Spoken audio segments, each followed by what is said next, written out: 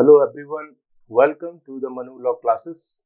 In the session of daily news analysis, today is 17th of May 2024.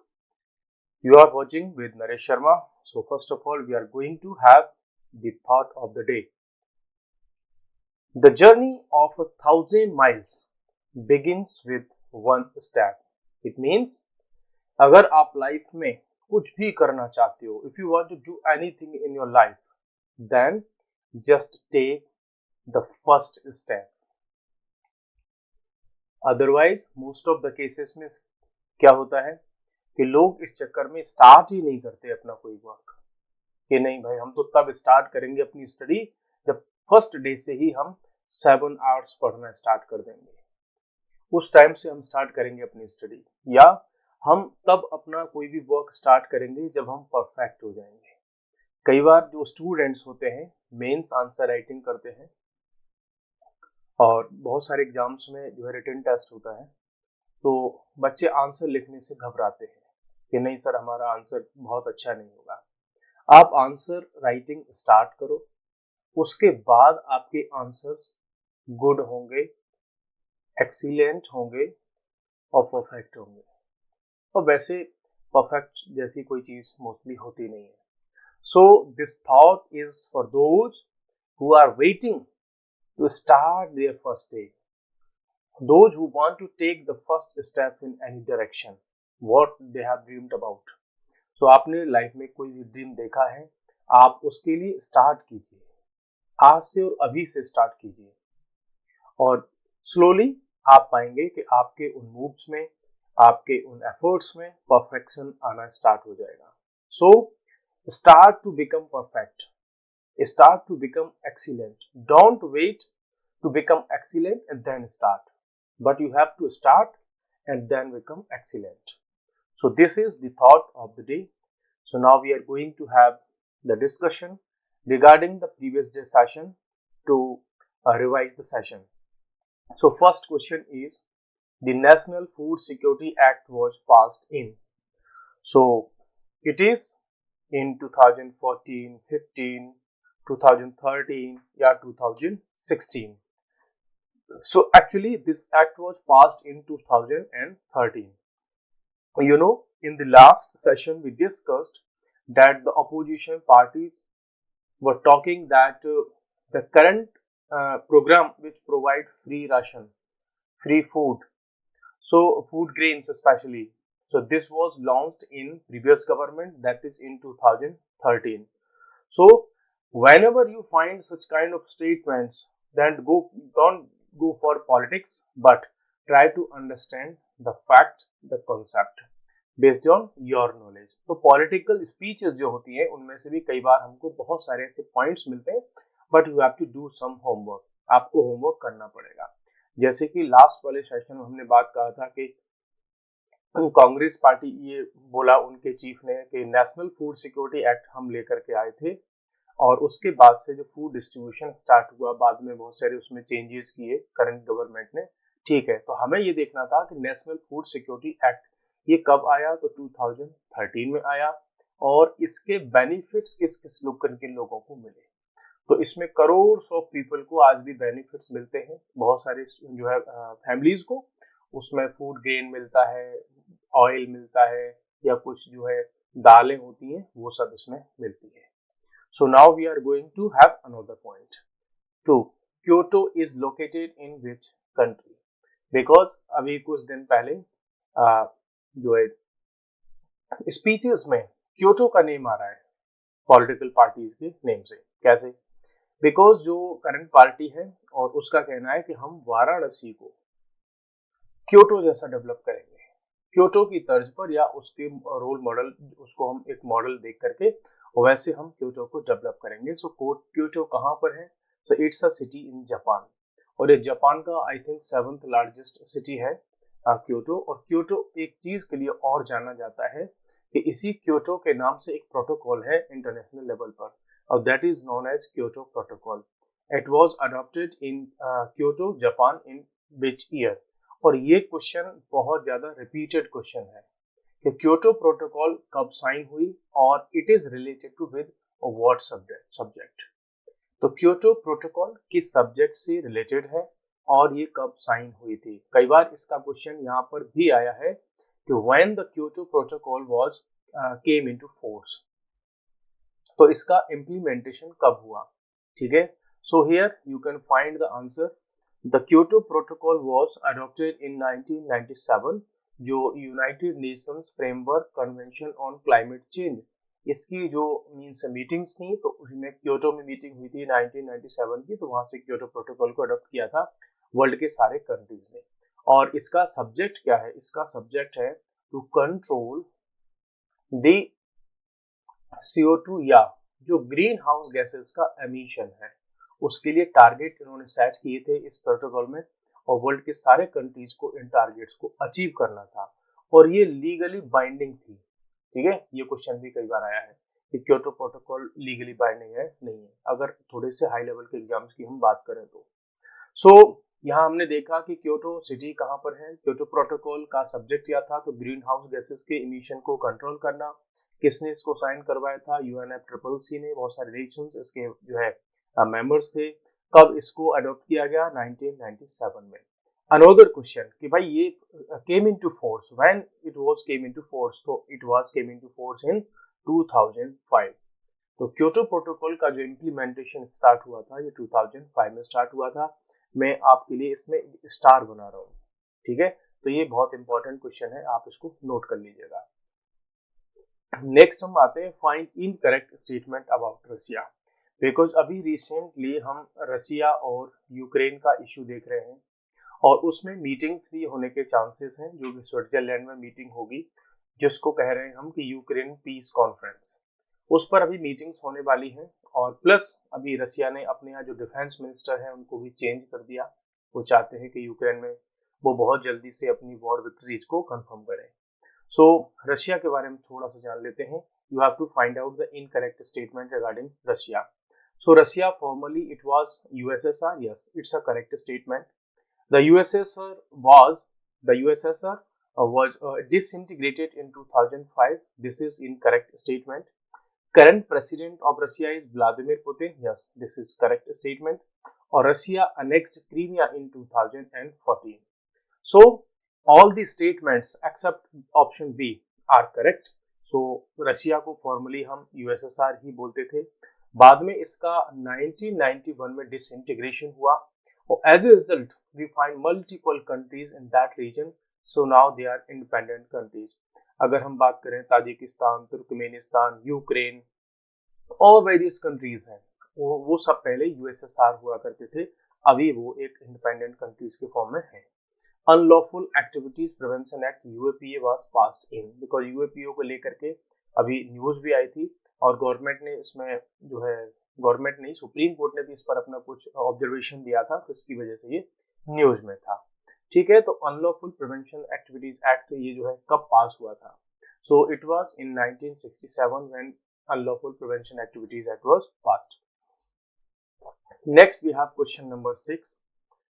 Question number 6 is, no person who is arrested shall be detained in custody without being informed as soon as may be of the grounds for such arrest, nor shall be he derived the right to consult and to be defended by a legal practitioner of his choice. Because अभी recently हमने bell के और उसके regarding में हम जो है discuss कर रहे थे कुछ पॉइंट्स लास्ट वाले सेशन में। सो आपको ये बताना है कि इस तरह के प्रोविजंस जो अभी हमने यहाँ इस क्वेश्चन में दिए गए हैं, ये कौन से आर्टिकल में इंडियन कॉन्स्टिट्यूशन में दिए गए हैं। So it is article 21, article 19, article 22 या article 14। So it is article 22 जो ये बात करता है कि कोई भी पर्सन अगर अरेस्ट किया जाएगा तो उसका ग्राउंड ऑफ अरेस्ट बताए जाएंगे उसको, और उसको लीगल प्रैक्टिशनर के द्वारा डिफेंड करने की भी जो है परमिशन होगी, और जो है फ्रीडम होगी कि वो जिस एडवोकेट के थ्रू चाहे अपने आप को डिफेंड करवा सकते हैं। ठीक है, तो ये है article 22। Next we have question number 7. Every person who is arrested and detained in custody shall be produced before the nearest magistrate within a period of 24 hours, और this has been provision under article. So ये जो right है ये constitutional rights हैं, और उसमें भी आते हैं ये फंडामेंटल राइट। तो कॉन्स्टिट्यूशन के भी अंदर फंडामेंटल राइट जो है ये है। So it has been mentioned under which article? So also this has been mentioned provision under article 22. तो जो आर्टिकल 22 है वो आर्बिट्रेरी अरेस्ट या उसके अगेंस्ट में हमको फंडामेंटल राइट्स प्रोवाइड करता है। तो अभी अरेस्ट को लेकर के कल हमने जो है यूएपीए को लेकर या अदर पॉइंट्स को लेकर के या केजरीवाल साहब का अरेस्ट है उसको लेकर के बात की थी। तो ये सब कई बार बेसिक से क्वेश्चन जो है आपके एग्जाम में अपीयर हो जाते हैं। तो ये है आपके बेसिक से questions. Now we are going to discuss today's current affairs. क्या है आज का करंट अफेयर? और ये करंट अफेयर है आपका prevention of money laundering act, और उसमें भी इसमें कुछ मेन पॉइंट्स हैं, बाकी आर्टिकल तो काफी बड़ा है। इसमें से हम मेन पॉइंट्स यहाँ पर डिस्कस कर लेते हैं कि सुप्रीम कोर्ट ने अभी थर्सडे को अपना एक डिसीजन दे दिया, और ये डिसीजन बहुत बड़ा डिसीजन दे दिया उन्होंने पीएमएलए एक्ट में। इन्होंने देखो स्टार्टिंग में क्या होता था कि जब भी ईडी कोई किसी के अगेंस्ट में एक्शन लेता था, तो जब भी एक्शन स्टार्ट होता था तो वो मीन्स वो पर्सन उसकी कस्टडी में आ जाता था ईडी की में, क्या वो अरेस्टेड है, means it is the person is now under the custody of ED. But supreme court ने एक बड़ा ही इंपॉर्टेंट डिसीजन इस पर दे दिया, और वो डिसीजन क्या कहता है कि if the accused appears before the special court pursuant to the summon, it can not be treated that he is in custody. अगर ईडी ने कोई जो है समन सेंड किया और वो पर्सन आकर के उस स्पेशल कोर्ट में जो पीएमएलए के थ्रू लिए जो कोर्ट होते हैं उसमें अगर वो अपीयर होता है और प्रोसीडिंग अगर उसमें स्टार्ट होती है, तो therefore it is not necessary for the accused to apply for bail. तो अगर वो पर्सन अब वहां सम्मन के थ्रू कोर्ट में आ जाता है, मींस जो है उसका अपीयरेंस हो जाता है, तो अब उसको अलग से कहीं से बेल के लिए अप्लाई करना नहीं पड़ेगा। इट मींस अब ऐसे पर्सन को कस्टडी में नहीं माना जाएगा। वो क्या माना जाएगा कि बस वो प्रोसीडिंग्स चल रही है। अगर ईडी किसी पर्सन को अब ऐसे मैटर में अगर अरेस्ट करना चाहती है, कस्टडी लेना चाहती है, तो उसके लिए ईडी को अप्लाई करना पड़ेगा, और फिर कोर्ट देखेगा कि उसको ईडी की कस्टडी दी जाए या नहीं दी जाए। So the judgment limits the power of arrest by the Directorate of Enforcement after a special court take the cognizance। तो जब वो केस स्टार्ट हो जाएगा उसके बाद ये डिसाइड होगा कि उसको कस्टडी में लेना है या नहीं लेना है। और स्टार्टिंग में तो ईडी पहले ही कस्टडी में ले लेते थे, तो अब ऐसा नहीं होगा। Means an accused is presumed to be not in custody if he appears in court on summons. अगर वो समन्स पर कोर्ट में अपीयर हो जाता है तो अब उसको पहले से ये नहीं मान लिया जाएगा कि वो कस्टडी में है। अब ये माना जाएगा कि वो कस्टडी में नहीं है, और अगर ईडी या ऑफिशियल्स उसको कस्टडी में लेना चाहते हैं तो फिर अप्लाई करेंगे और कोर्ट अलाउ करेगा कि आप कस्टडी में ले सकते हैं। और इसके लिए कोर्ट चाहे तो ऐसे किसी अक्यूज्ड से बॉन्ड साइन करवा सकता है सीआरपीसी अंडर सेक्शन 88 में, कि उसमें जो है बेल के लिए जो बॉन्ड साइन होता है। और ED has to apply to a special court for custody giving specific reasons. तो अब ईडी को रीजंस देने होंगे कि हमें इस पर्सन की कस्टडी चाहिए और आप हमें इसकी कस्टडी दे दीजिए। अब कोर्ट को अगर कन्विंस कर पाओगे तब आपको क्या मिलेगी, उसकी कस्टडी मिलेगी। अनदर पॉइंट क्या है, अभी अगर हम बात करें बेल के रिगार्डिंग में, ठीक है, तो सेक्शन 45 उसका पीएमएलए जब बात करता है तो उसमें 2 पॉइंट पर बात होती है मेनली जब भी बेल की बात होती है। तो पहला कि the person has to prove in court that he is और she is prima facie innocent of the offence. तो या तो जो अक्यूज्ड है वो प्राइमा फेसाई ये प्रूव करने में मींस जो है सक्सेसफुल हो जाए कि सर हम तो प्राइमा फेसाई हम इनोसेंट हैं, तब उसको बेल मिल सकती है। सेकंड पॉइंट ये आता है कि जो अक्यूज्ड है कहीं से भी जज को अगर ये लगे कि टू कन्विंस द जज he would not commit any offence while on bail, तो जब हम बेल पर रहेंगे तो इससे हम कोई ऑफेंस नहीं करेंगे। अगर जज इस बात से कंफर्म होते हैं तो बेल दे देते हैं। तो पहला तो ये हो गया कि भाई हम इनोसेंट हैं, प्राइमा फेसाई अगर जज को ये प्रूव कर पाते हैं। दूसरा ये हो गया कि अगर हम पे बेल पर छोड़ दिया जाएगा तो हम जाकर के कोई भी ऐसा जो है इलीगल वर्क नहीं करेंगे या हम कोई क्राइम नहीं करेंगे, हम कोई ऑफेंस नहीं करेंगे। So the burden of proof is entirely on the incarcerated and accused who would be often handicapped to fight the might of the state। अब तक की जो सिचुएशन थी उसमें ऐसा था कि बर्डन ऑफ प्रूफ उसी पर होता था जो इनकारसरेटेड पर्सन है, हालांकि उस पर अभी कोई बड़ा चेंज ऐसा नहीं है, लेकिन यहाँ से एक बात ये क्लियर होती है कि जब भी जो गवर्नमेंट है अगर किसी को अरेस्ट करती है तो भाई गवर्नमेंट के पास होती है बहुत पावर, और उस पावर से कोई भी पर्सन बड़ी आसानी से फाइट नहीं कर सकता। ठीक है, तो अगर ये इतना सा जजमेंट भी आया है कि अब आपको बेल के लिए या कस्टडी के लिए अप्लाई करना पड़ेगा, तो ये अपने आप में बड़ा इंपॉर्टेंट डिसीजन है। नेक्स्ट आ जाते हैं हम स्पीच में। केजरीवाल साहब ने एक अपना स्पीच दिया था और उसमें ये कहा था कि अगर आप मेरे को वोट दोगे बहुत अच्छे से, अगर हमारा इंडी गठबंधन जीत जाएगा तो फिर हमको जेल नहीं जाना पड़ेगा, हम बहुत जल्दी जेल से छूट जाएंगे। इसको लेकर के कोर्ट में केस कर दिया कि साहब ये तो सिस्टम पर ही उंगली उठा रहे हैं, जुडिशरी पर उंगली उठा रहे हैं कि अगर ये पार्टी सत्ता में आएंगे, पावर में आएंगे तो तुरंत ये जेल से रिहा हो जाएंगे और इसको ये लोग पॉलिटिकली यूज कर रहे हैं। तो इस पर केस जो है कर दिया। बाद में कोर्ट ने इस पर ये बोल दिया कि ये भाई कोई केजरीवाल हो या कोई भी हो, उनके पास में फ्रीडम है कि वो अपने कोई भी अजम्पशंस कर सकते हैं। उनको अगर ऐसा लग रहा है कि मीन्स अगर पार्टी जो गठबंधन है इंडिया अलायंस है उसकी गवर्नमेंट बनेगी तो वो जेल से बाहर निकल जाएंगे आने वाले 2-3 दिन में ही, तो बोला ये उनके अजम्पशंस है, हमने जो ऑर्डर दिया है वो जो है अकॉर्डिंग टू लॉ दिया है और उससे हमें कोई लेना देना नहीं है। हालांकि आपको पता ही होगा कि कोर्ट ने यह कहा था कि इस केस से रिलेटेड आप कोई भी स्पीच नहीं दोगे। सो ये इसमें मेन मैटर था। ठीक है, अब आ जाते हैं इस एक और न्यूज पर, ahead of Ukraine piece conference. अब जो यूक्रेन पीस कॉन्फ्रेंस जो होने वाली है स्विट्जरलैंड में, तो उनके कुछ एम्बेसडर्स, कुछ उनके ऑफिशियल्स इंडिया में आ चुके हैं और यहाँ पर डिस्कशन उनका हो रहा है। और इस डिस्कशन इंडिया में होने से इसका एक मेन इंपॉर्टेंट रोल ये होता है कि वॉर तो चल रहा है यूक्रेन और रशिया में, लेकिन इंडिया का जो ग्लोबल स्टेटस है वो काफी हद तक बहुत हाई हो चुका है और ग्लोबल लेवल की पॉलिटिक्स में इंडिया का अपना एक रेस्पेक्ट है, उसका एक दबदबा है। बिकॉज इस टॉक में, इस यूक्रेन पीस कॉन्फ्रेंस में वर्ल्ड के बड़े पावरफुल कंट्रीज आएंगे, तो उसमें इंडिया को भी इन्विटेशन है कि आप भाई इस वर्ल्ड की प्रॉब्लम को सॉल्व करवाने में आइए हमारे साथ। तो इंडिया के लिए ये रेस्पेक्ट की बात है कि इंडिया को अगर ऐसे इश्यूज में बुलाया जा रहा है। अगेन कल हमने सीयूटी का बताया था कि इसका जो कुछ पेपर है वो जो है 29 मई के लिए रीशेड्यूल कर दिए गए, लेकिन देखो स्टूडेंट्स के साथ में कैसे मीन्स जो है उनको परेशान किया जाता है। ठीक है, जो ऑफिस में बैठी हुई अथॉरिटीज होती हैं उनको तो ये प्रॉब्लम फेस नहीं करनी पड़ती। अभी जो सीयूटी का कल वाला जो एग्जाम था थर्सडे को, तो बच्चे सेंटर्स पर पहुंच गए, बाद में उनको बताया जा रहा है कि नहीं आपका सेंटर चेंज हो गया है। अब यहाँ पर बच्चे बता रहे हैं कि सर हमारा तो जो सेंटर था वो रोहिणी में था, बाद में पता चला कि उनको नागलोई सेंटर दे दिया गया है ना।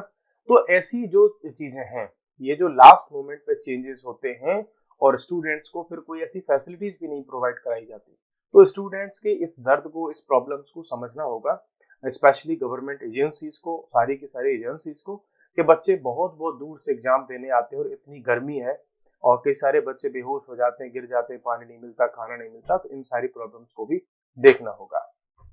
नेक्स्ट अब हम आ जाते हैं IMD issues orange alert for several districts in Kerala. तो इंडिया मेट्रोलॉजिकल डिपार्टमेंट है उसने ऑरेंज अलर्ट रिलीज किया है। What is orange alert? देखो एक तो होता है रेड अलर्ट, मीन्स बहुत ज्यादा खतरे की जो है, फिर उसके बाद होता है ऑरेंज, मीन्स थोड़ा सा मीन्स सीवियर है ये, रेड सबसे हाईएस्ट में है और ऑरेंज उससे पहले होता है फिर येलो। ठीक है, जब थोड़ा बहुत ही डेंजर होता है तो येलो, उससे ज्यादा डेंजर है तो ऑरेंज, और बहुत ज्यादा डेंजर है तो रेड अलर्ट इशू किया जाता है IMD के थ्रू। क्या है इससे हमें न्यूज क्या मिल रही है? देखो ये रेड अलर्ट और ये सब न्यूज में नहीं, एग्जाम में नहीं आता, लेकिन आपके लिए इंपॉर्टेंट क्वेश्चंस कहां से बनते हैं? यहाँ से बनते हैं कि अभी जो मानसून है, ठीक है, अब मैं पहले बात कर लेता हूँ आपको हैदराबाद की। ठीक है, अगर आप हैदराबाद की बात करोगे तो हैदराबाद में अभी बहुत ज्यादा हुई है रेनफॉल, और वहाँ की जो लाइफ है, जो सोसाइटी है, उसमें बहुत सारी प्रॉब्लम्स उसकी वजह से क्रिएट हो गई, बहुत सारा फ्लड आ गया, लोग वर्क पे नहीं जा रहे हैं। तो आपको लग रहा होगा सर यार यहाँ पे तो इतनी सारी हीट है, इतनी सारी गर्मी पड़ रही है, हैदराबाद में बरसात कैसे आ गई? तो मैं आपको समझाता हूँ कि ऐसे ये मान लीजिए ये इंडिया का मैप है। सो मई जून के टाइम पर यहाँ से हवाएं आती हैं, जो विंड्स हैं, और यहाँ से लेकर के आती है वो मॉइस्चर ओशियन से इधर पहुंचती है, तो इसको हम बोलते हैं साउथ वेस्ट मॉनसून जो अभी आएगा, ठीक है, 31 मई तक जो है केरला के कोस्ट पर पहुंच जाएगा ये मॉनसून।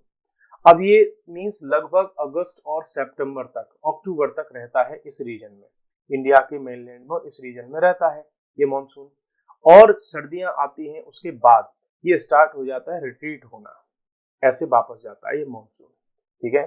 सो जो रिट्रीटिंग मॉनसून होता है उसी की वजह से बरसात या रेनफॉल होती है आंध्र प्रदेश, उड़ीसा और इधर आपका तमिलनाडु। तो आप देखेंगे कि यहाँ पर इतनी सारी गर्मी है और वहां पर लोग रेनफॉल से परेशान है। सो कई बार यहाँ से क्वेश्चन फ्रेम हुआ है बहुत सारे जो है कॉम्पिटिटिव एग्जामिनेशन में कि जो साउथ इंडिया है और उसमें भी इंडिया का ईस्टर्न पार्ट, ईस्ट कोस्ट, उस पर जो रेनफॉल होती है वो कौन से मानसून से होती है। तो इसको आप विंटर मानसून कह सकते हैं या रिट्रीटिंग मानसून भी इसको कह सकते हैं। यहाँ से ये क्वेश्चन क्लियर आता है। प्लस जब बात होती है कि इंडिया के इस रीजन में जो मोस्ट ऑफ द पार्ट है इंडिया का, उसमें जो रेनफॉल होती है वो होती है साउथ वेस्ट मानसून के थ्रू, ठीक है। तो ये आपको क्लियर हो गया होगा। तो ये है हमारे यहाँ मानसून का सिस्टम। अब इसमें जो जितना भी न्यूज दिया गया है इस आर्टिकल में, जो कुछ भी दिया गया है उस सब में यही सब बताया गया है। तो अभी केरला में ये मानसून पहुंच जाएगा, तो उसके बाद 1 से 1.5 मंथ लगता है मीन्स केरला से, और हमारे आपका दिल्ली हो गया, बिहार, यूपी या जो अदर जो स्टेट्स हैं वहां तक इस मानसून को पहुंचने में। तो तब जाकर के आपके यहाँ जुलाई अगस्त में जाकर के मानसून पहुंच पाता है। नेक्स्ट है हमारे पास में एक और आर्टिकल जिसमें द हिंदू ने इसको क्वेश्चन आंसर की फॉर्मेट में रखा है। यह है कि can parties be derecognised और deregistered. So means parties, आपको सबको पता होगा कि पॉलिटिकल पार्टीज का रजिस्ट्रेशन करता है इलेक्शन कमीशन ऑफ इंडिया, और वही उनको रिकॉग्नाइज्ड पार्टीज का स्टेटस भी देता है। कि रजिस्टर्ड पार्टीज और रिकॉग्नाइज्ड पार्टीज में क्या डिफरेंस होता है। रजिस्टर्ड पार्टीज है, आप भी अपनी कोई पार्टी रजिस्टर करा सकते हैं।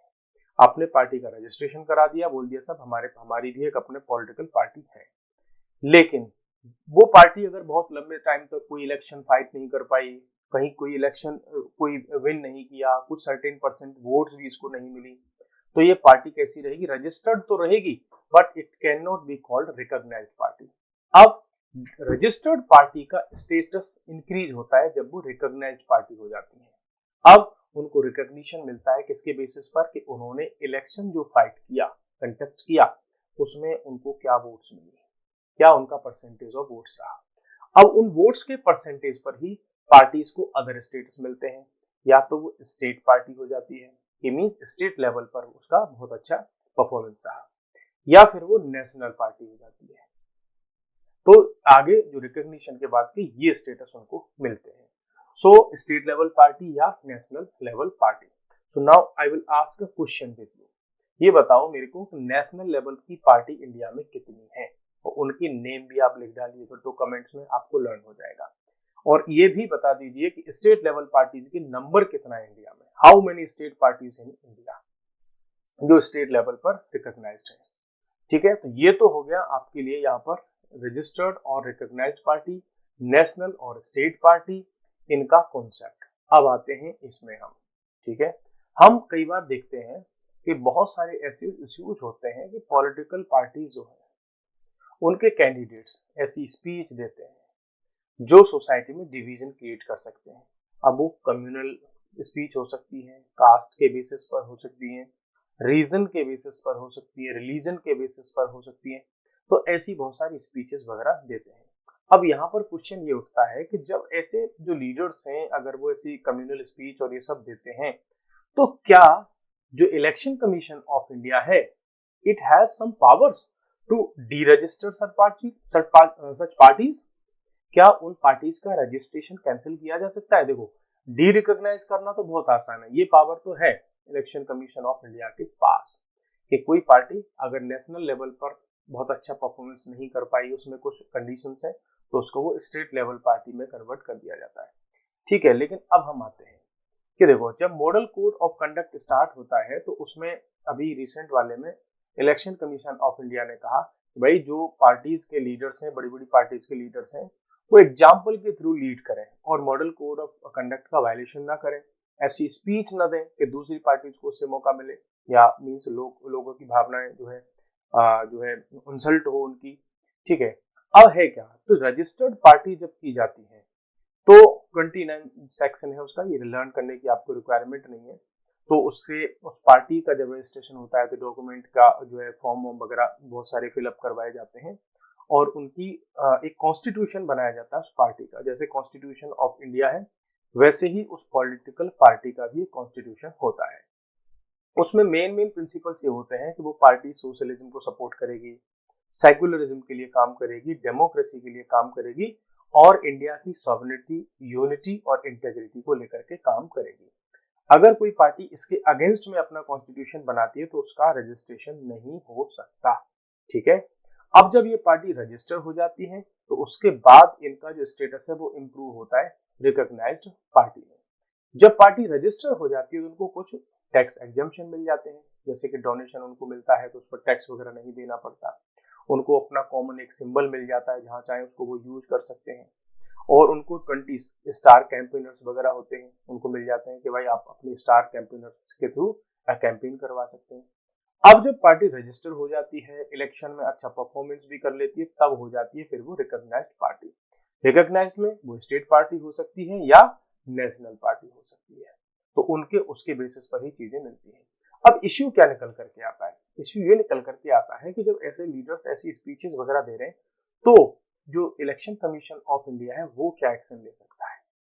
तो अगर हम बात करें तो इलेक्शन कमीशन ऑफ इंडिया ज्यादा से ज्यादा जो अभी तक एक्शन लेता है वो इतने एक्शन लेता है कि जो उसके कैंपेनर होते हैं, लीडर्स होते हैं, उन पर क्या लगा देता है, प्रोहिबिटरी मेजर्स उनको यूज कर लेता है। बोला आप 5 दिन अब कोई ऐड नहीं करोगे, कोई स्पीच नहीं दोगे, बस इतना सा एक्शन मोस्टली वो ले लेता है, ठीक है। तो इसके पास इसका मतलब ये हुआ कि ऐसी पावर्स तो है नहीं कि पार्टी को ही डी रजिस्टर कर दे। ये पार्टी बहुत मीन्स देश में डिवीजन और जो सॉवरेनिटी के अगेंस्ट काम कर रही है ऐसा कुछ, तो वो इसके पास में पावर नहीं है। तो इलेक्शन कमीशन ऑफ इंडिया ने 2016 में अपनी एक रिकमेंडेशंस भी दी थी कि भाई ईसीआई को इतनी पावर दो कि पार्टीज को, ऐसी पार्टीज जो लॉ का उल्लंघन करती हैं, वायलेशन करती हैं, उनको डी रजिस्टर किया जा सके। उसके अलावा जो लॉ कमीशन ऑफ इंडिया है उसने अपनी 255 जो रिपोर्ट थी 2015 की, उसमें भी कहा था कि इलेक्शन कमीशन को ऐसी पावर्स दो कि जो पार्टीज सेक्युलरिज्म के अगेंस्ट काम करती हैं, स्पीचेस देती हैं, ऐसा कुछ भी काम करती है तो उनको डी रजिस्टर किया जा सके। तो कुल मिलाकर की बात यह है कि अभी इलेक्शन कमीशन ऑफ इंडिया के पास इतनी ज्यादा पावर नहीं है कि किसी पार्टी को अपनी बेसिस पर उसको डी रजिस्टर कर सके, उसका रजिस्ट्रेशन ही कैंसिल कर सके। Rarest of the rare cases में ऐसा कुछ हो सकता है, ठीक है, वो भी rarest of the rare case में, ठीक है। हालांकि इस पर सुप्रीम कोर्ट में पहले केस भी आया था कि national Congress versus institute of social welfare, तो उसमें सुप्रीम कोर्ट ने बोल दिया था कि भाई इलेक्शन कमीशन ऑफ इंडिया को ये पावर नहीं है कि पार्टीज को अचानक से आए वो डी रजिस्टर भी कर दे कि आप पार्टी नहीं रहे, ऐसा नहीं कर सकता है। इसके लिए जो गवर्नमेंट है वो एक्शन लेती है कि मान लो कोई पार्टी है टेररिस्ट एक्टिविटीज को सपोर्ट करे, ऐसा कुछ करे, तो उसको अनलॉफुल प्रिवेंशन एक्टिविटीज या उसमें उस ऑर्गेनाइजेशन को ही बैन कर सकते हैं, तो वो ऑप्शंस बचे रहते हैं। नेक्स्ट अब हम चलते हैं अनदर इंपॉर्टेंट न्यूज, ठीक है। ये फिर से वही है, इसको अदर पेज पर और सुप्रीम कोर्ट का जो जजमेंट था और पार्टीज जो उसको सुप्रीम कोर्ट के जजमेंट्स को यूज करती हैं, कई बार उनको कमेंट में यूज कर लेते हैं लोग। तो सुप्रीम कोर्ट ने ये कहा कि ठीक है भाई, जो पार्टीज हमारे जजमेंट को अपनी तरफ से ले रहे हैं या अपनी तरफ से उसका इंटरप्रिटेशन कर रहे हैं या उसको यूज कर रहे हैं, तो उसमें कोई ऐसा इश्यू है नहीं। लोगों को ये फ्रीडम है कि सुप्रीम कोर्ट के या कोर्ट्स जो है अदर कोर्ट्स, उनके जजमेंट्स को क्या करें, क्रिटिकली एनालाइज कर सकते हैं वो अपनी तरह से। बाकी तो हम तो अपने जो जजमेंट्स होंगे वो तो अकॉर्डिंग टू लॉ ही पास करेंगे। बाकी हमारा अब आम जनता पर ऐसा कोई लेना देना नहीं है कि अगर केजरीवाल साहब ये बोल रहे हैं कि भाई झाड़ू का बटन दबाओ तो मैं फिर बहुत जल्दी छूट करके आ जाऊंगा, अरेस्ट मुझको नहीं होना पड़ेगा, ठीक है। तो बोला इस पर हम कुछ नहीं कह सकते, सुप्रीम कोर्ट ने ये बोल दिया। नेक्स्ट है हमारे पास में शी जिनपिंग और पुतिन, इनकी हुई है अभी एक मीटिंग और ये बड़ी बात है पूरी वर्ल्ड की पॉलिटिक्स के लिए। और इन दोनों ने क्या कहा कि this meeting is to stabilise stabilising force in the world, मींस वर्ल्ड में जो इनस्टेबिलिटी है तो ये कुल मिलाकर के किस पर टारगेट कर रहे हैं, ये टारगेट कर रहे हैं यूएसए और उसके जो ग्रुप के जो दोस्त हैं, जो यूएसए के समर्थन में हमेशा खड़े रहते हैं। तो ये क्या कह रहे हैं, इनडायरेक्टली देखो पॉलिटिक्स में ऐसी ही लैंग्वेज का यूज किया जाता है डिप्लोमेसी में। तो इनडायरेक्टली इन्होंने क्या कहा है कि हमारी जो दोस्ती है, हमारी जो रिलेशंस है, वर्ल्ड में स्टेबिलिटी लाने के लिए है। इसका मतलब वर्ल्ड में इनस्टेबिलिटी कौन ला रहा है, यूएसए ला रहा है, और यूरोपियन जो कंट्रीज है वो लेकर के आ रहे हैं। तो बोला हमारा जो रिलेशन है वो बहुत अच्छा है, वर्ल्ड के लिए भी अच्छा है, ठीक है।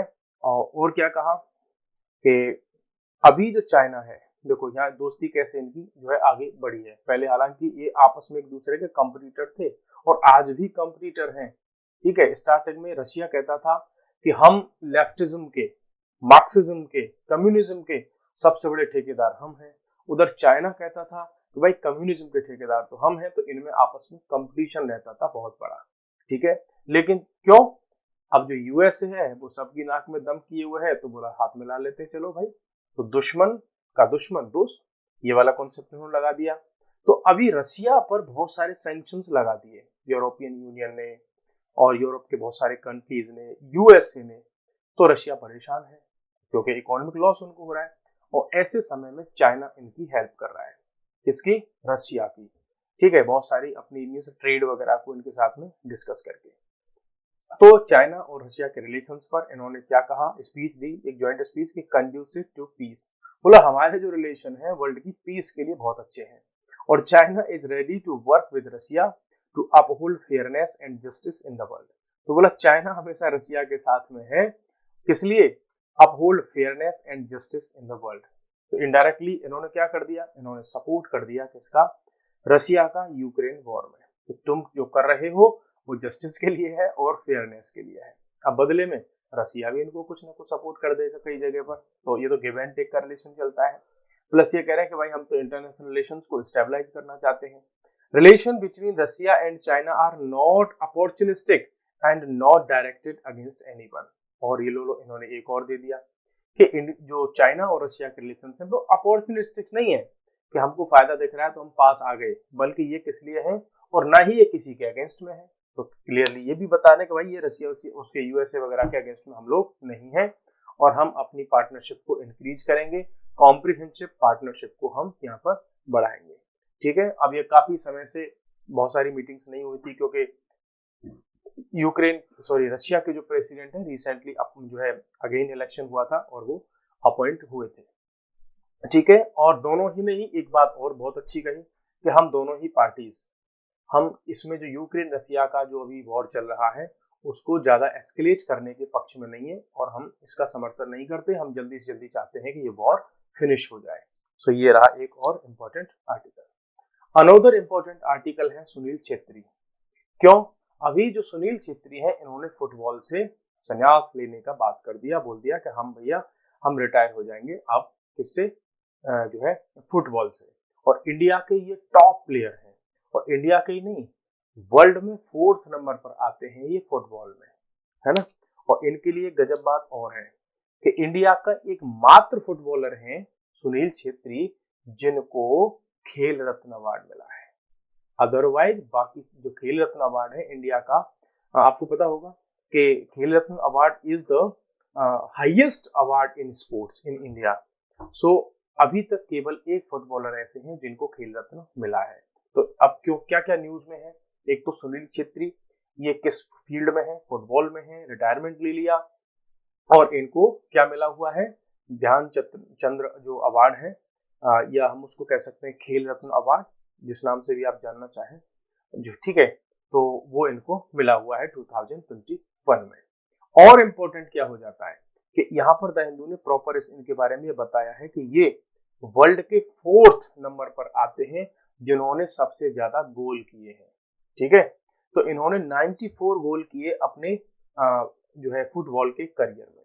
तो अब आपके लिए यहाँ से क्वेश्चन बनता है, क्या क्वेश्चन बनता है, तो भाई ये बताओ ये अगर 4th नंबर पर आते हैं तो वर्ल्ड के टॉप 3 जो फुटबॉलर हैं वो कौन कौन है, वो कौन कौन है। देखो तो फर्स्ट पर आता है पोर्तुगल का जो है क्या नाम है उनका, क्रिस्टियानो रोनाल्डो। इसको कौन नहीं जानता भाई, इसके जो मूव्स हैं फुटबॉल में जब हम देखते हैं तो मीन्स लोग एकदम थ्रिल्ड हो जाते हैं। रोनाल्डो को टॉप पर माना जाता है। ऐसा लगता है कि गोल नहीं होगा और फिर ये गोल कर देते हैं। इनका वो गजब की चीते जैसी फुर्ती है। इन्होंने अब तक अपनी लाइफ में 128 गोल किए हैं। तो फर्स्ट रैंक पर आते हैं पोर्तुगल के रोनाल्डो, क्रिस्टियानो रोनाल्डो। फिर आते हैं ईरान के जो है डई, और इन्होंने अब तक गोल किए 108। और उसके बाद आते हैं ऑफकोर्स अर्जेंटीना के मेसी, लियोनेल मेसी। तो ये वर्ल्ड के 3 फुटबॉलर हैं जो पूरी वर्ल्ड की फुटबॉल पर अपना एक मीन्स होल्ड बनाए हुए हैं, दबदबा बनाए हुए हैं। तो यहीं से ऐसे ही मैटर से क्वेश्चन फ्रेम हो जाते हैं स्पोर्ट्स में भी। ठीक है, तो आज की इस सेशन में हमने कई सारे आर्टिकल्स को डिस्कस किया। So we are going to end today's session. So good bye and take care.